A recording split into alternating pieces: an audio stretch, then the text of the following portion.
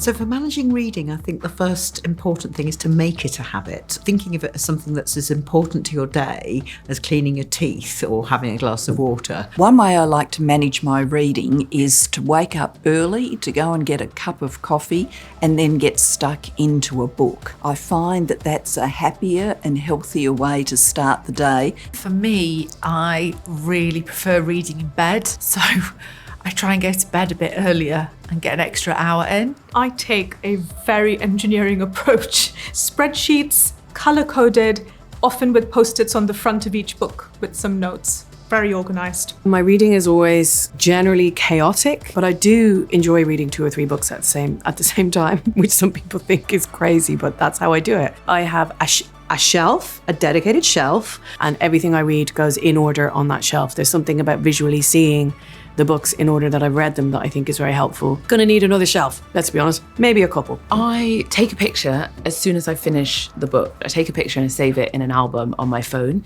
And I don't know why, but there's something about the picture that takes me exactly back to the moment I finished the book. And if I ever want to look back through the books or remember or recommend a book, I go through my album. I'm very much an underliner and a dog era, if that is a word. It is a word now. In fact, the more that I underline and write in my books, to me, that is a direct correlation with how much I love them. So I'm quite old-fashioned with my reading. I like physical books. I like to make notes with pen and paper, so I often write down passages from books that I think are particularly compelling. I also sort of write notes on Post-it notes and put them everywhere. My biggest tip for doing lots of reading is to leave books everywhere. So you need one by your bedside table, one in the bathroom, one in the kitchen. And then whenever you find yourself thinking, oh, I might pick up my phone or what am I doing?